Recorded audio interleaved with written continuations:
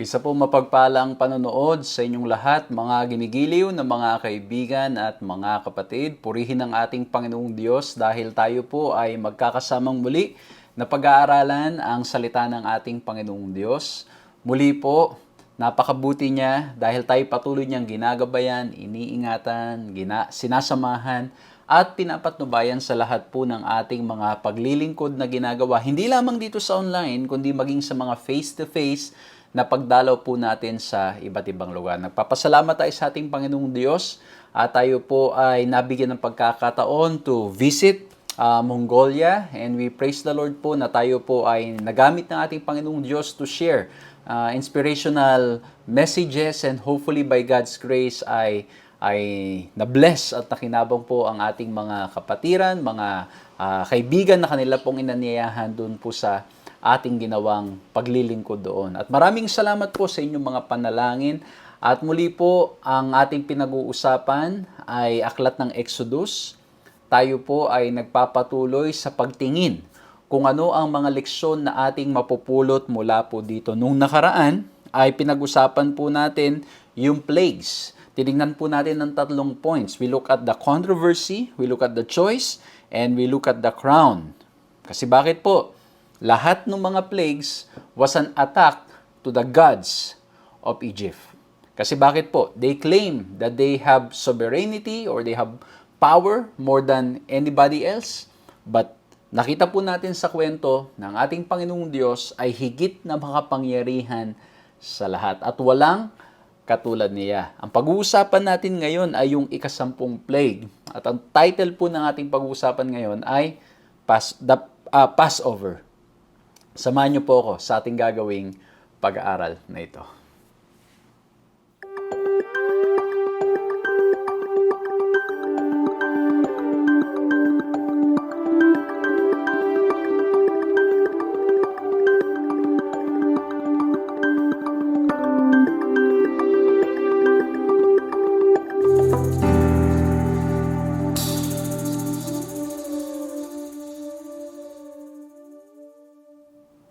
Ako po si Pastor John Alexis Mercado at patuloy po kayong sumusubaybay sa paglilingkod na ipinagkakalob po ng 3 Points Ministries na napapanood din naman sa Hope Channel.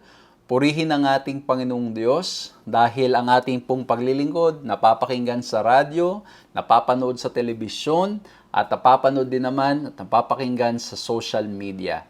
Maraming salamat po sa inyong patuloy na pagtangkilik. Purihin ang ating Panginoong Diyos. Ilang taon na natin ginagawa ito and still, we are so blessed, we are so happy na kasama po namin kayo sa mga pag-aaral na to. We won't be able to make it this far if not because of the grace of God, the provision that comes from the Lord, at ganun din po sa mga panalangin ninyo, mga ginigilid na mga kaibigan at mga kapatid. Maraming salamat po na nagawa po nating ipagpatuloy ang ganitong paglilingkod po natin, and talagang all I can say is all glory and praises belongs to God. Kung ito po una pagkakataon na nakakasama namin kayo, please like, subscribe, hit the notification bell.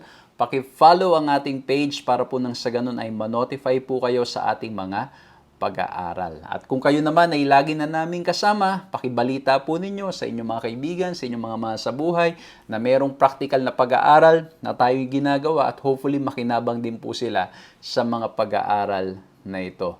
At of course, kung mga nasa social media po kayo, paki-share niyo ninyo. Simple click ng share nyo sa timeline ninyo, share nyo sa mga kaibigan nyo, sa mga mahal nyo sa buhay. And by God's grace, you can be a digital missionary just by simply doing that. Hindi po natin alam how the Lord can use us if we will allow our social medias to be used for His glory.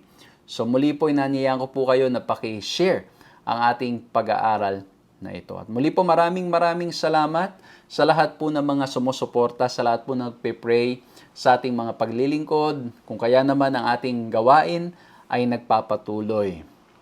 Maraming salamat po sa inyong pag-share ng inyong mga resources, kung kaya naman sa ating mga pangangailangan dito po sa ating online ministry ay ito po ay natutustusan. Marami pa po tayong mga gusto pang mga ilagay, but by God's grace, it's enough. Kumbaga, it's just enough para nang sa ganun ay magawa po natin yung ganitong paglilingkod. Kaya maraming salamat po. At ganun din po lalo na sa mga pagdalaw po namin sa iba't ibang lugar na mga gumagawa ng paraan para po nang sa ganun makatuloy ang inyong lingkod o kaya naman ay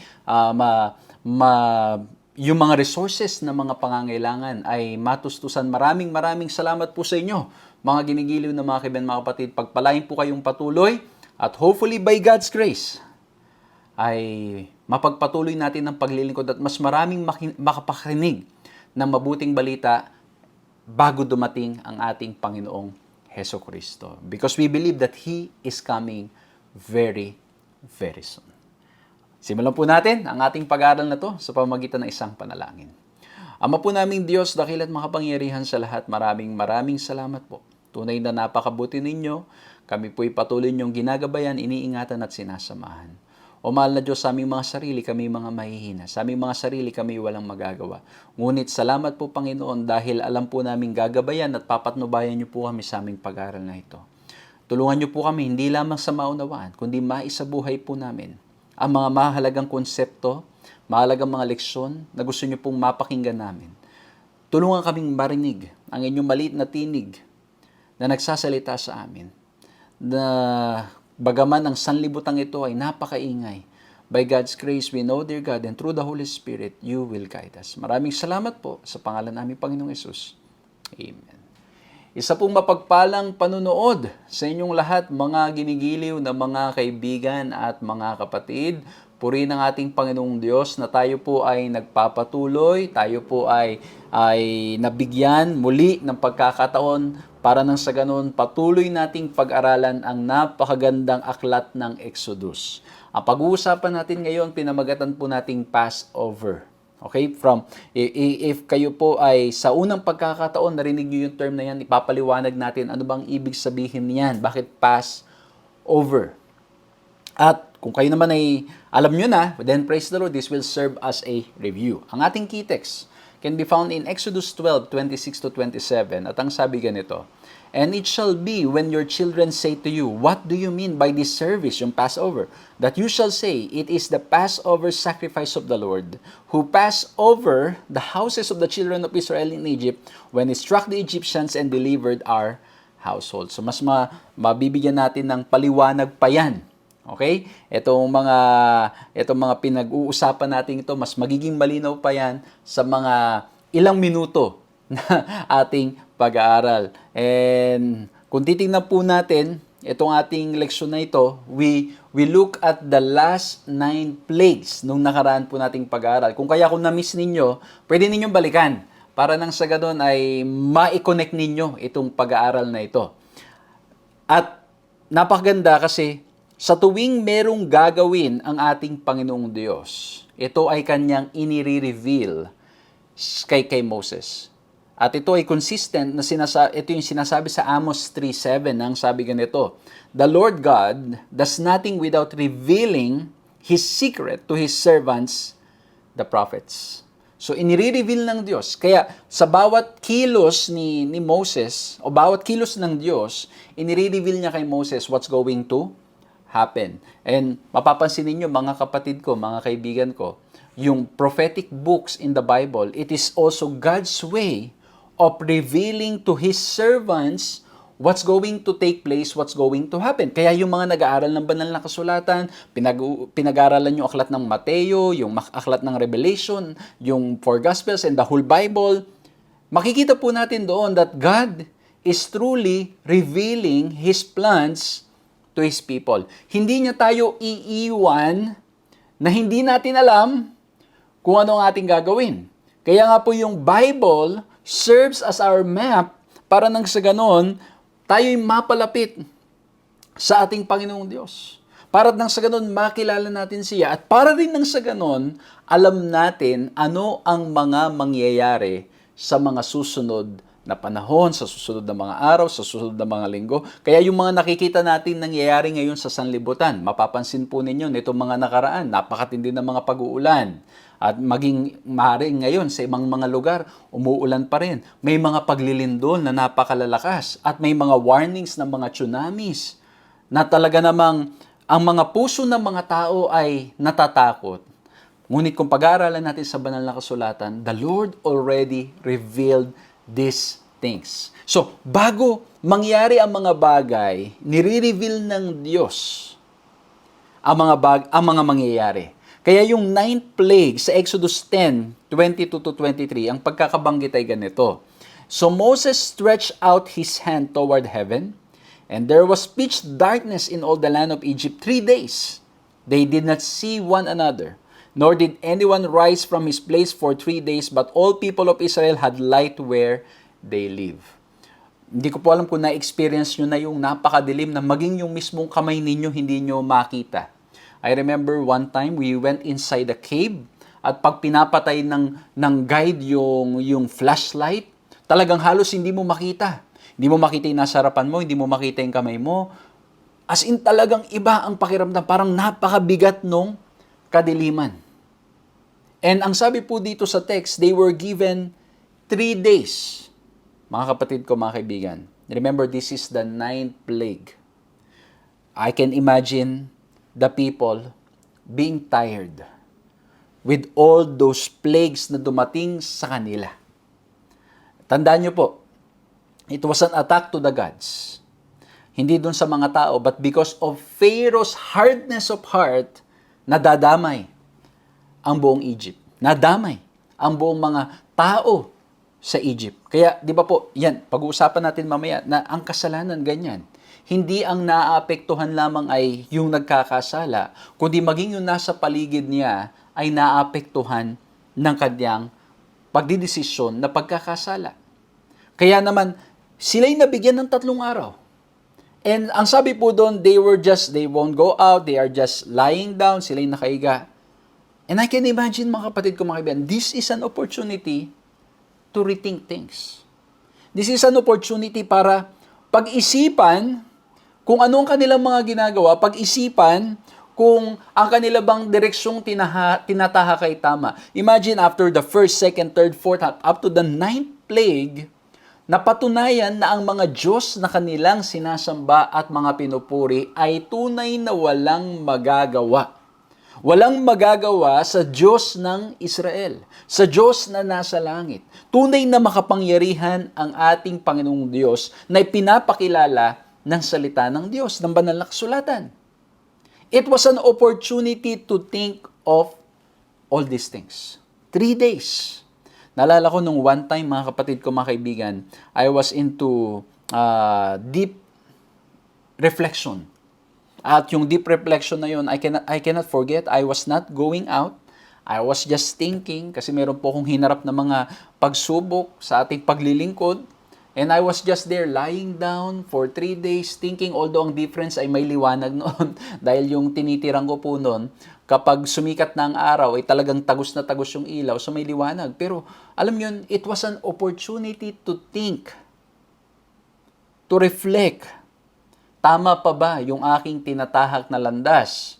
Or kumbaga ipagpapatuloy ko ba yung aking ginagawang paglilingkod? It was an opportunity to think. Pero ang nangyari, mga kapatid ko, mga kaibigan ko, at after ng 3 days, ang nangyari po, si Pharaoh was still not open. Hindi siya hindi siya handang buksan ang kaniyang puso para pakinggan ang Diyos na nananawagan sa kanya. And many times, sasabihin siguro natin, bakit kaya ang tigas ng ulo ni Pharaoh? But if we will look at our own lives, may mga areas ng buhay natin na ganun din. Pag naisulat sa aklat, naisulat ang detalye, at ang ibang tao ang babasa, sasabihin din nila, bakit kaya napakatigas ng ulo ni Pastor Lex? Bakit kaya napakatigas ng ulo ni Sister ganito? Bakit kaya napakatigas ng ulo ni Brother ganito? Kasi bakit po? In all honesty, may mga areas ng buhay natin na tayo'y nagkakasala at nagkakamali and we have not fully given to the Lord. Minsan, ang dali nating pumuna ng pagkakamali ng ibang tao, pero hindi natin, totoo yung sinasabi sa Bible, hindi natin napapansin na meron din tayong mga kamalian kasi masyado na tayong abala tumingin sa pagkakamali ng iba. Kaya po, it was an opportunity to think. But still, nagmatigas po itong si Pharaoh. At minsan ganun din ang nangyayari sa atin. We are very clear already with the message pinaparating sa atin, and yet we are not willing to listen. Kaya ang sabi sa Exodus 11 verse 1, the Lord said to Moses, "Yet one plague more I will bring upon Pharaoh and upon Egypt. Afterward, he will let you go from here. When he lets you go, he will drive you away completely." Okay, ayan na. So ito na. Sabi ng Diyos, isa na lang. At after nyan, palalayain na kayo. So again, the Lord is revealing His plans. At nung ibinigay na instruction about the Passover, what's going to happen, in Exodus 11 verse 8, ang sabi dito, si Moses na was already giving instructions to Pharaoh. Kaharap na ni Moses at ang sabi, after giving instructions to Pharaoh, he went out from Pharaoh in hot anger. Uminit ang ulo ni Moses. Bakit? Ito, mga kapatid, ay kagalitan dahil Alam niyang matigas ang ulo ni Pharaoh at ang gusto sana ni Moses marahil ay hindi niya harapin ng buong Ehipto itong mararanasan nila. But because of the hardness of the heart of Pharaoh, Moses was angry. Kasi bakit po? Maraming mga madadamay.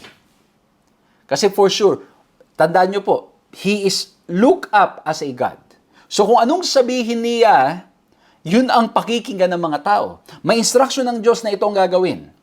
Para na sa ganun, hindi kayo daanan nito. Pero mangyayari, because they see him, si Pharaoh, they see him as a God. They see him as a person of authority.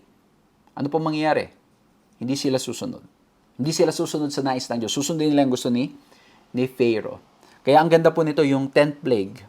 The number 10 is significant in Bible symbolism. 10 represents fullness or completeness. Think of the 10 commandments as a complete revelation of the divine moral law. The 10 Egyptian plagues point to God's full expression of His justice and retribution. Kasi nga po, ito ang ganda niyan, ha? O baka na-miss ninyo yung nakaraan nating pag-aaral. God is a God of justice and God of mercy. Yung kanyang justice is in reality His act of mercy. Hindi pwede. Ang goal, mga kapatid ko, mga kaibigan, is to balance love and truth, justice and mercy. But of course, as human beings, ang tendency natin is to be biased with mercy or to be biased with justice. That's why we need to go back always to the Lord. Lagi tayong bumalik sa ating Panginoong Diyos at sa pagbalik natin sa ating Panginoong Diyos, He's the one who will reveal us and who will help us how to stay balanced with love and truth, mercy, and justice. Amen? Kasi bakit po ang tendency pag minsan ay pinapairal natin too much mercy, ang nangyayari po, we tolerate the sins of others. Minsan naman, too much justice, ang nangyayari po, we don't give hope to the people. The goal is to balance both. But as human beings, it's hard for us to do it. That's why we need to go back to Jesus Christ. We need to go back to God para po nang sa ganon ay maunawaan natin at makita natin kung paano natin magagawa. Dahil sa ating mga sarili, tayo ay mahihina. O, di ba po, pag minsan totoo naman, may mga tao na too much into mercy. Kaya kahit na sila inaabuso na, kahit na sila ay nagkakamali na, o may nagkakamali na sa paligid nila, okay lang. Okay lang. Kahit na may mga nangyayari ng hindi maganda na ginagawa, okay lang. Yung iba naman, too much into justice. Hindi naman sinasadyang pagkakamali. Grabe na kaagad. Talagang parurusahan na kaagad. And that's why we need to balance, mga kapatid ko, mga kaibigan. I don't believe na meron pong yung sinasabi na, hindi, pag ikaw ay nandun lamang sa kaawaan, ay mas tama yan. I think what the Bible is trying to tell us is the balance of both. Yan po yung sinasabi ng ating nakaraang leksyon na God of love and God of justice.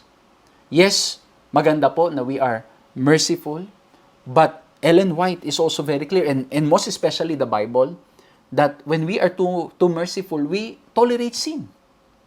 We tolerate yung mga kamaliang gawain.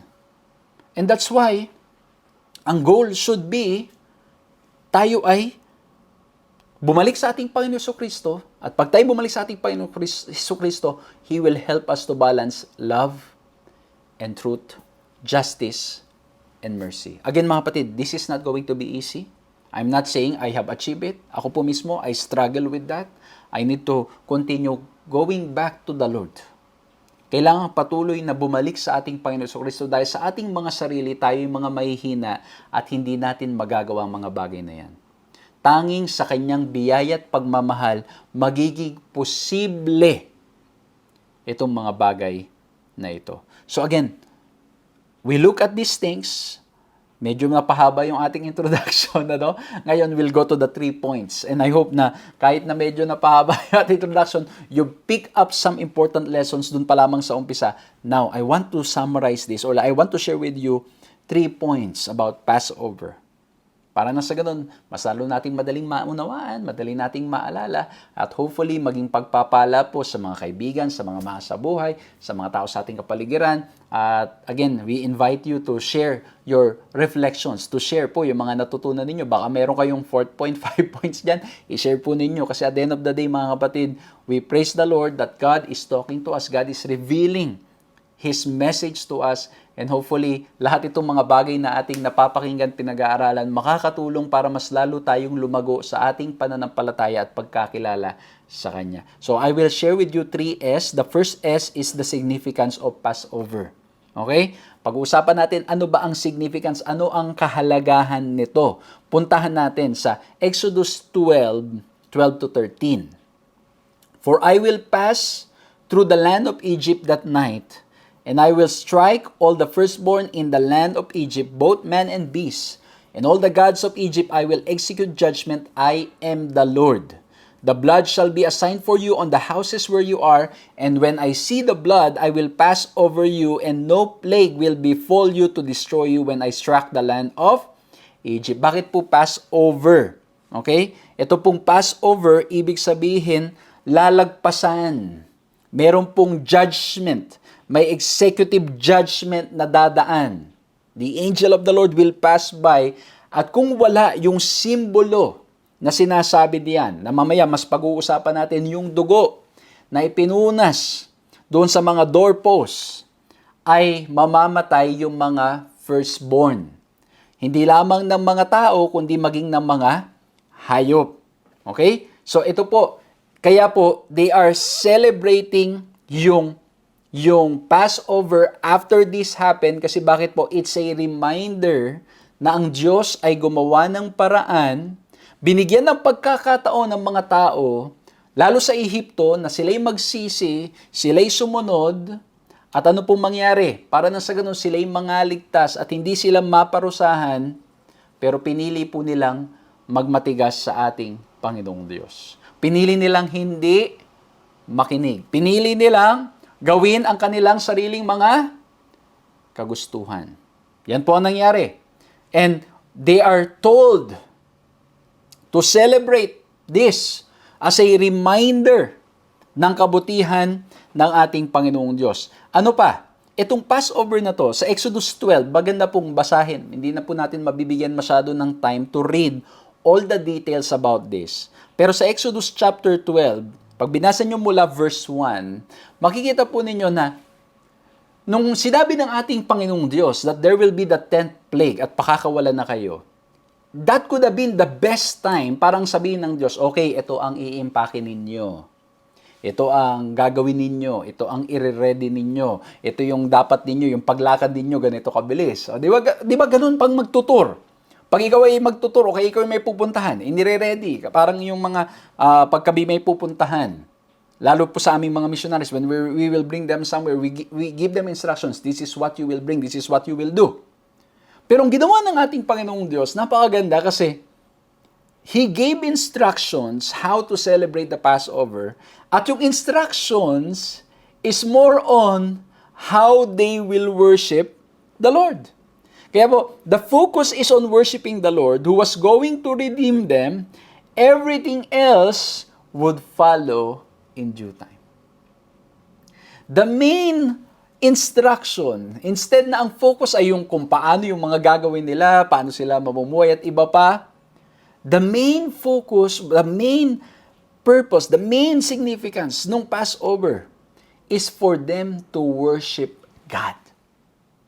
Na after it happened at sila'y mapakawalan, they should celebrate Passover sa pamamagitan ng pagsamba sa ating Panginoong Diyos. Hindi po ba ito connected doon sa New Testament na ang sabi sa Matthew 6:33, seek ye first the kingdom of God and His righteousness, and all these things shall be added unto you. Yes, marami tayong mga gustong paghandaan. May mga bagay na nangyayari sa ating sanlibutan. Again, mga kapatid ko, don't get me wrong. Walang masama sa paghahanda. Walang masama na nire-ready natin yung mga dapat natin. Ako po mismo, ginagawa ko po yan. Nire-ready ko yung bag ko. Pag ako'y magbabiyahin na, pine-prepare namin kung ano yung mga dapat kong dalhin. Wala pong masama diyan. Pero ang sinasabi ng ating leksyon ngayon, huwag nating kalimutan na ang pinakamahalaga ay sumamba at magpuri sa ating Panginoong Diyos, and all these things will just follow. Amen? Susunod na lamang. Kaya magtataka ka, marahil nagtatanong siguro yung mga Ehipto, sabi ng mga Egyptian, ng mga Israelites. Sabi siguro ng mga Israelites, teka lang, bakit ang instruction about worship? Dapat tinasabihan na tayo after nung mangyari yung Passover na yan, na magdadaan yung angel of the Lord at mamamatay yung mga firstborn. Pag hindi sumunod dun sa instruction ng ating Panginoong Diyos, dapat sinasabi na papakawalan na pala tayo. Paano yan? Ilang kilong tubig, ilang kilong bigas ang ating dadalhin, ilang dilata, siguro sa panahon natin, no? Pero hindi, ang binigay na instruction ng ating Panginoong Diyos is about how they will celebrate the Passover. And it's all about worshiping God. So, magandang katanungan ito para sa ating lahat, including to myself. Sa kaabalahan natin, sa marami nating ginagawa, sa mga marami nating bagay na mga pinagpaplanuhan, sa mga gusto nating mangyari sa ating buhay.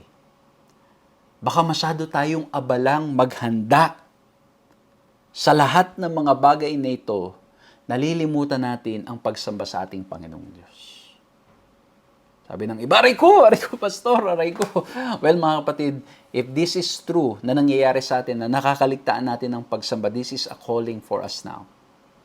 Because ito pong significance ng Passover, yung pagse-celebrate na ito, is not just para nang sa ganun, ma-celebrate nila ang kalayaan nila, na matatamasa nila after it happened. It was a way of reminding them na ang Diyos ay makapangyarihan, ang Diyos ay magliligtas, at ang dapat nating gawin ay patuloy na magpuri at sumamba sa ating Panginoong Diyos. That's why sa panahon ng kahirapan, let's worship Him. Sa panahon ng tag-ulan, let's worship Him. Sa panahon ng tagtuyot, let's worship Him. Sa panahon ng kalamigan, let's worship Him. Sa lahat ng panahon, tayo ay magpuri at magsamba sa ating Panginoong Diyos. Amen? Alam niyo, nito pong nakaraan, ay, yun nga po, kakagaling ko po ng Mongolia. At summer po doon. Summer, mga kapatid ko, mga kaibigan. And so, dahil narinig ko na ito ay one of the coldest capital in the world, sabi ko, tingin nga, magdala rin ako ng jacket. Baka mamaya. Noong una, sabi ko pa nga, hindi na ako magdadala ng mga ibang mga panglamig. Kasi siguro kaya naman na yan. Chinek ko pa yung temperature. Naku, hindi ko naman po alam, mga kapatid, mga kaibigan, na very unpredictable that the weather can go up and down all of a sudden. Naalala ko tuloy nung isang araw na ako po ay magpipreach at yung temperature ay bumaba ng 10. Tapos hindi lang bumaba ng 10, dahil sa lakas ng hangin ay nasa almost 3 to 4 degrees yung lamig. At yung aking mga kagamitan, yung aking jacket na dala, yun lang naman yung jacket ko na ginagamit pag malamig. Ang sinuot ko na doble-doble. Ang nangyari, mga kapatid, mga kaibigan, dahil I'm preaching outside, yung aking kamay naninigas. So, ang ginagawa ko tuloy, hawak ko yung mic, hahangin ng todo, maninigas yung kamay ko, ililipat ko sa kabilang kamay, ibubulsa ko yung isa. At alam nyo, mga kapatid, minsan, alam nyo yun, yung parang pag sobrang init, reklamo tayo, sobrang lamig, minsan may reklamo tayo. So, ang dami nating mga nasasabi sa lahat ng mga panahon at mga nangyayari. Pero this is a reminder na anuman ang sitwasyon ng ating buhay, mas piliin nating sumamba sa ating Panginoong Diyos. Yes, the temptation will be there. Ititempt tayo ng kaaway para nang sa ganon tayo ay hindi sumamba, piliin nating magreklamo, piliin natin na magtingin dun sa mga bagay na wala. But I hope and pray that we will make that decision to worship the Lord. This is the significance of this Passover. The celebration of the Passover was to remind every Israelite of the mighty and gracious acts of God on behalf of His people. This celebration helped to secure their national identity and seal their religious conviction. So, this is the significance. So, they will remember that they are serving an almighty God who is so gracious. He's giving opportunities He's giving the opportunity for the Egyptians to repent. And yet, they won't. And so, while they see the power of God, yung mga gods ng Egypt is really losing. But they also see the grace of God because from time to time, the Lord will reach out to Pharaoh through Moses. And yet, he would not listen. Kaya, napakaganda po na mapaalalahanan tayong lahat. Napakahalaga na tayo ay manatiling sumasamba at pumupuri sa ating Panginoong Diyos. Ano man ang ating sitwasyon. Ano man ang ating kalagayan. Tayo magpasalamat. Tayo sumamba. And all the things that we need will just follow. At alam niyo mga kapatid, I have experienced it. I have witnessed it. How the Lord will take care and provide for His people. Lalo na po, pag tayo ay pinili nating maglingkod at sumamba at hindi tinitignan yung mga bagay na kulang. Kasi pag lagi mong hinahanap yung bagay na kulang, wala na. Madidiskaril ka na. Mawawala na yung yung fire mo to serve. And I'm very thankful po no na makaikot at alam niyo ko i-share ko lamang po yung mga experiences ko sa pagpupunta sa mga iba't ibang lugar. I'm telling you mga kapatid, mga kaibigan, it's not always easy. It's not always easy. And it's napakahirap. Ano? Kasi bakit po? Yung mga jet lag, yung mga time away with the family, lagi kang wala, tapos madalas madidelay ang mga flight, wala kang matulugan na maayos, and then marami pa. And yung adjustment, but all I can say is it has helped me grow in my relationship with God. Amen? And that's why we need to continue praising Him ano man ang ating sitwasyon ng buhay. Alam niyo, natutunan ko po, minsan, nagrereklamo tayo sa sitwasyon ng ating buhay. Gusto nating, may tinitignan tayong iba na gusto natin, sana doon na lang tayo. Pero pag napunta tayo doon, marirealize natin, mas matindi pa pala yung pinagdadaanan nilang problema. At sila rin naman, yung mga tao sa paligid natin, sila rin naman nag-iisip na sana mapunta rin doon sa pwestong yon. Ang point mga kapatid, there will always be problem. But let's focus sa pag-worship sa ating Panginoong Diyos. Amen? So, we look at the significance ng Passover. Now, let's look at the symbol. Ano yung mga simbolo dito? Sa verse 3, to tell all the congregation of Israel that on the 10th day of this month, every man shall take a lamb, according to their father's houses, a lamb for a household. At alam natin, itong lamb na to is pointing us to whom? It's pointing us to Jesus Christ. Kaya sa John 1:29, ang sabi doon, the Lamb of God who takes away the sin of the world. Ang lamb na ito na i-offer ng bayan ng Israel as they celebrate Passover represents Jesus. Na dahil sa sakripisyo ng ating Panginoong Jesucristo, ano po mangyari? We are saved. At kung babasahin natin yung verse 13, ang sabi diyan, now the blood shall be a sign for you on the houses where you are, and when I see the blood, I will pass over you, and the plague shall not be on you to destroy you when I strike the land of Egypt. Kasi nga po, ipupunas yung blood doon, ilalagyan ng blood. At pag meron noon, it's a sign that they have obeyed. And they have given their hearts to the Lord. So ito makikita na naman natin, grace and law. Mapapansin na naman natin, yes, the Lord gave instruction, okay, ito, kailangang ipunas nyo yung dugo. So kung hindi naman sila sumunod din, ano po mangyayari? Wala rin. Hindi rin sila maiingatan doon sa darating na plague o doon sa angel of the Lord na dadaan. So that's why, as a sign that you have experienced the grace of God, you will comply. Susunod ka, ilalagay mo yung dugo bilang simbolo na ikaw ay tunay na nagpapasakop sa ating Panginoong Diyos. At malinaw din sa New Testament, without the remissions of blood, or without the shedding of blood, there's no remissions for sin.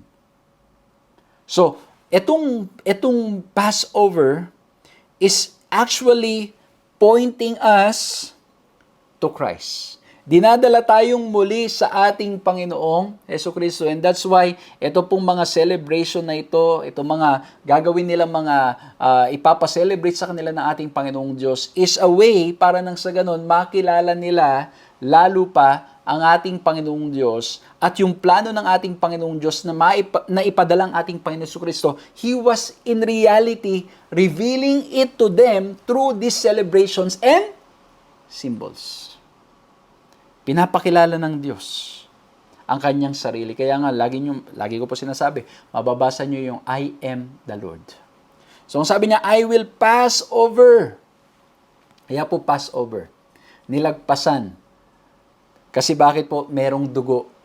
At yung dugo na nagsisimbolo sa ating Panginoon Jesucristo. And that's why we need to accept the sacrifice of Christ for our lives. Baka po may mga sumusubaybay ngayon na hindi nyo pa naibigay ang inyong buhay sa ating Panginoong Jesucristo.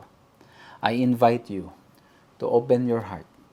Huwag nyo pong pilitin ng inyong mga sarili. But if you feel that God is calling you, surrender your heart to the Lord. Umaring tayo pong mga matagal ng mga magkakasamang nag-aaral ng salita ng Diyos, hindi pa natin naibigay ang buong puso natin sa ating Panginoong Diyos. Ibigay po natin sa Kanya. And if we cannot do it, let's pray like this. Lord, help me to give my heart because I can simply give it. I'm so stubborn. I'm so hard-headed. I need your grace. I need you to help me. Help me to be made willing. Tulungan mo kong maging willing na sumunod lamang sa iyo. Tanggapin ang ating Panginoong Jesucristo. The whole gospel was associated with the celebration of the Passover because it pointed not only to freedom from slavery and going to the promised land, but to Jesus Christ's sacrifice for our sins and His merits applied to all who are covered by His blood. Dahil dun sa pinatay na tupa, ang nangyari po, Passover. Hindi sila tatamaan ng plague. Because somebody died for them.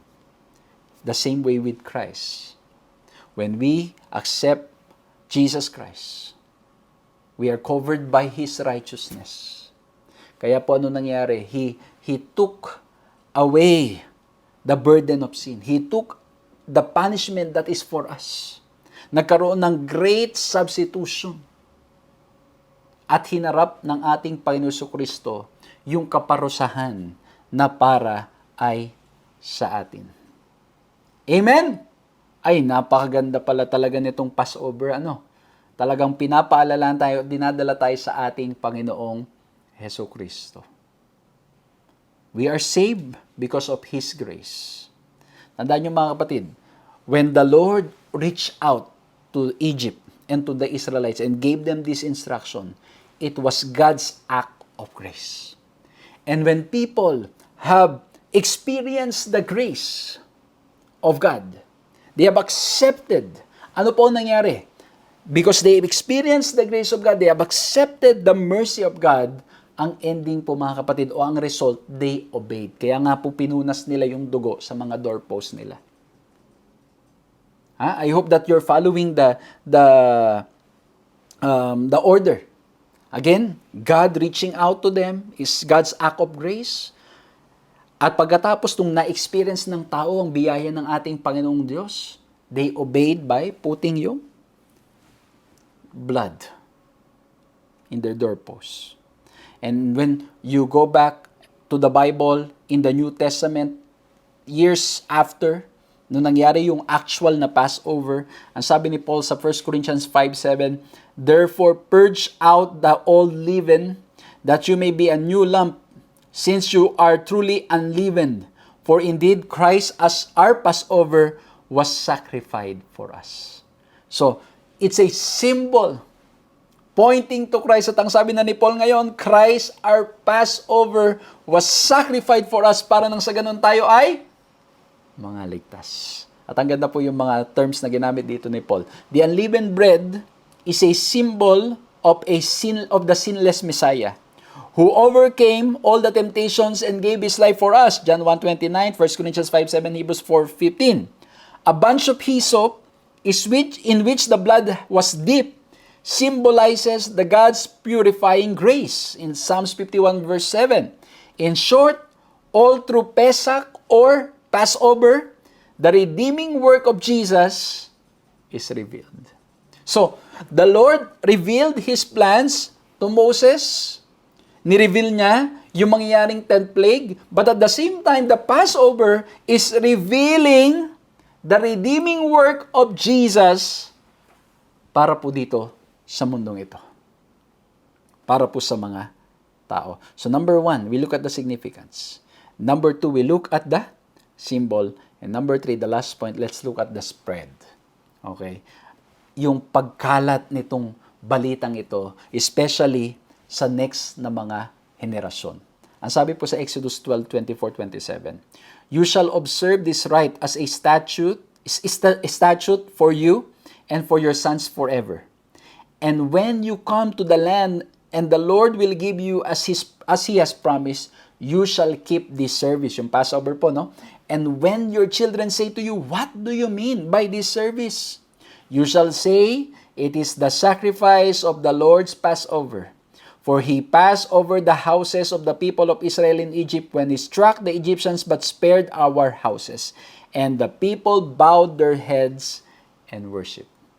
So, the spread of the news should continue up to the next generation. Kasi bakit? Totoo nga naman, many people will start asking, especially the younger ones, tatanungin nila, bakit natin ginagawa ito?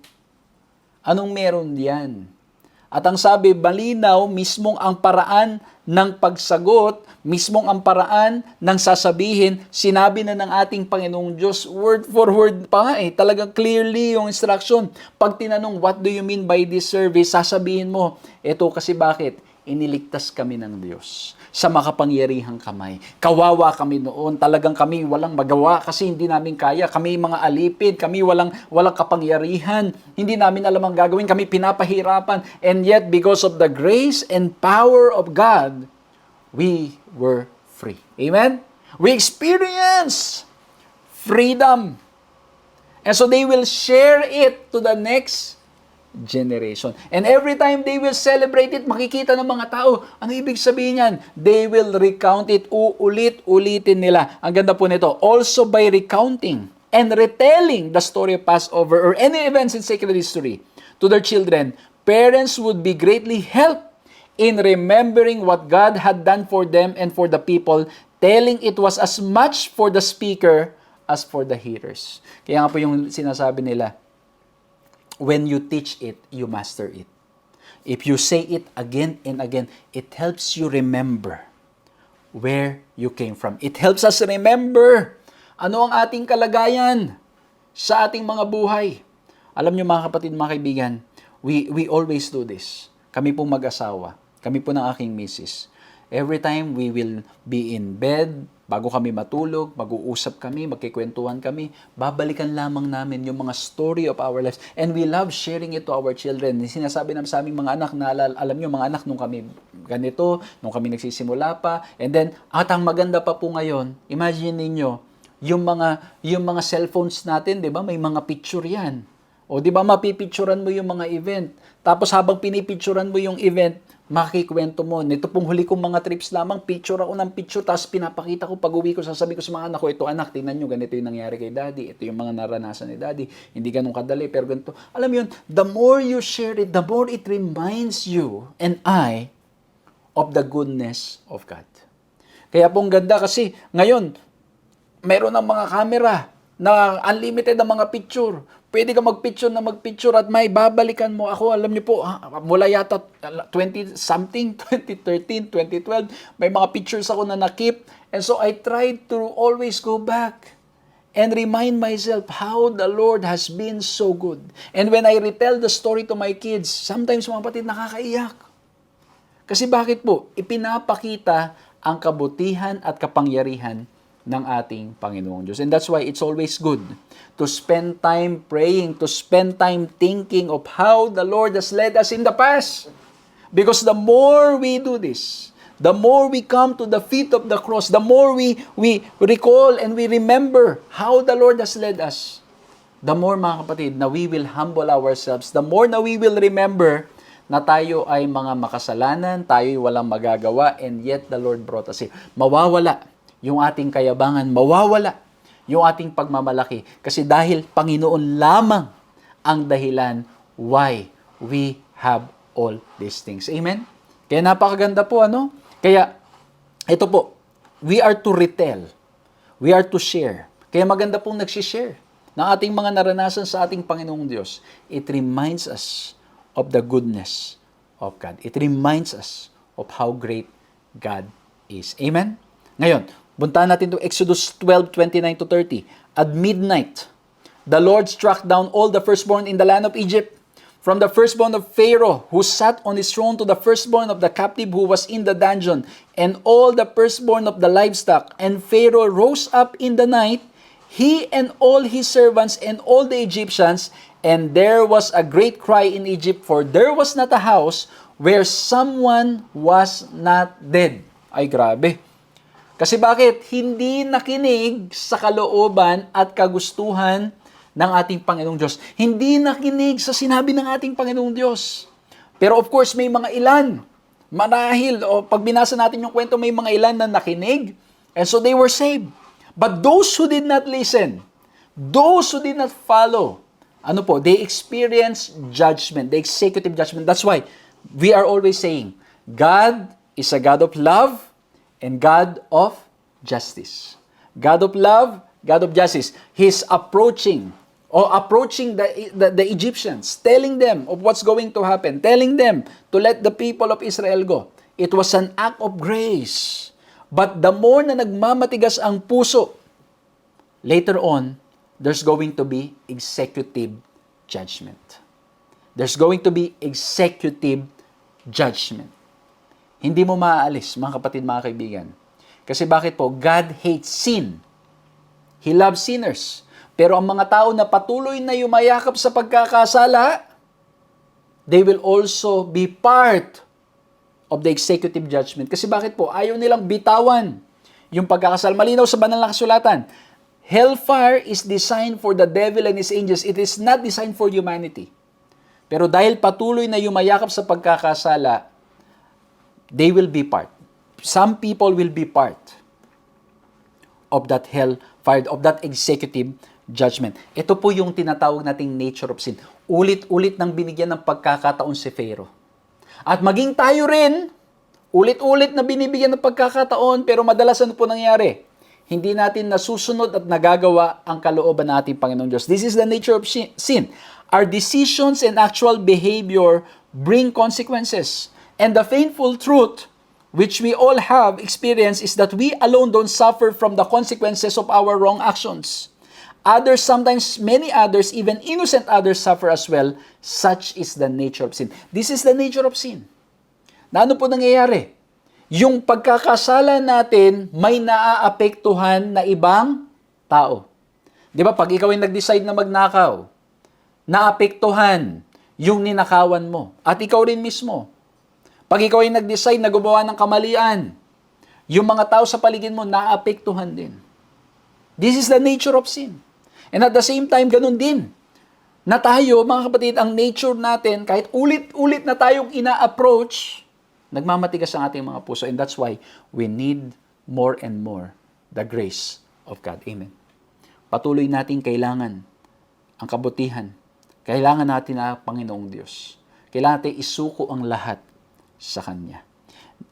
And then, this story also shows us the sovereignty of God. Na siya ay tunay na makapangyarihan. Pharaoh represented the ultimate power and God of Egypt. And his firstborn son was considered a son of God, of a god. Isis was a goddess protecting children. Heket was a goddess attending women at childbirth. And Min was a god of reproduction. Besides this, there were several Egyptian gods of fertility. All these gods were powerless in comparison to the living Lord. It shows the sovereignty of God. It shows that God is truly all-powerful. Walang tulad niya at walang makakatumbas sa ating Panginoong Diyos. Amen? Kaya mga kapatid, let's spread the news. The more we spread the good news of salvation, the more it reminds us of our experience. The more it keeps us on our feet. The more it helps us to be humble kasi maalala nating hindi tayo karapat-dapat. And yet because of His mercy and grace, because of His power, kaya tayo narito.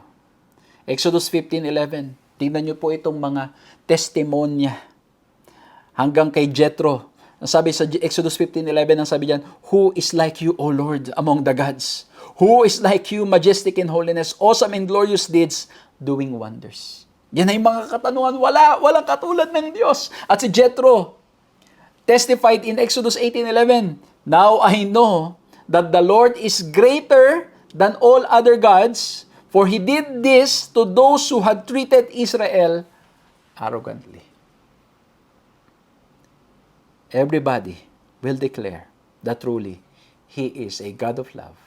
He is a God of justice. There is no one like Him.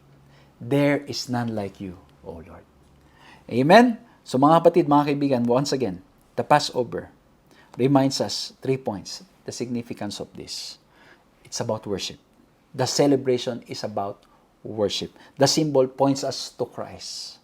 Christ who died on the cross for us. His blood was shed so that our sins will be forgiven. And it's reminding us as well of the spread. We need to spread the good news. Once we have experienced the grace of God, we will keep on sharing. And the more we share, it helps us para mas lalo po tayong manghawak sa ating Panginoong Diyos. Nawa po yung na-bless kayo sa ating pag-aaral na to. Let's bow our heads and let's pray. Maraming salamat po, mahal na Diyos, sa aming napag-aralan. Tunay po, Panginoon, na kayo'y Diyos na makapangyarihan sa lahat. Tulungan niyo po kami, Panginoon, na laging magpakumbaba. Tulungan niyo po kami na sa lahat ng aming pinagdadaanan, patuloy na isuko namin ang aming mga buhay sa inyo. Patnubayan niyo po kami, Panginoon, sa lahat ng aming mga hinaharap na mga sakuna, mga problema, at anumang mga negatibong mga bagay na dumarating sa aming buhay. Tulungan kami, Panginoon, at mapaalalahanan kami na tulad ng mga Israel, kayo'y Diyos na hindi natutulog, kayo'y Diyos na nagmamahal sa amin, at ang nais ninyo, makilala po namin kayo. Tulungan niyo po kami, Panginoon, na buksan ang aming mga puso at marinig ang inyong tinig na nagsasalita sa amin. Tulungan niyo kaming piliin na sumamba sa inyo sa lahat ng oras, sa lahat ng panahon. At tulungan kami, Panginoon, na ibalita sa maraming mga tao kung gaano kayo kabuti at mapagmahal sa bawat isa sa amin. Maraming salamat po sa inyong pagmamahal. Maraming salamat po sa inyong pagpapatawad. Maraming salamat po for revealing this truth to us so that we will be ready sa inyong nalalapit ng pagdating. Sa pangalan na aming Panginoong Hesus. Muli po, maraming salamat sa inyo pong ginawang pagsama sa ating programang ito. Nawa po'y na-bless po kayo at nawa po patuloy na maranasan natin ang pag-ibig at pagmamahal ng ating Panginoong Diyos. Please, let's continue sharing ito pong pag-aaral natin para nang sa ganun mas marami pong marating at mas marami pong makinabang. At muli po, maraming salamat sa inyo pong pananalangin at pag-share ng inyong mga resources so that we can continue doing the Lord's work, not just online, but also face-to-face. May the Lord bless you always. At magkita-kita po tayong muli sa susunod na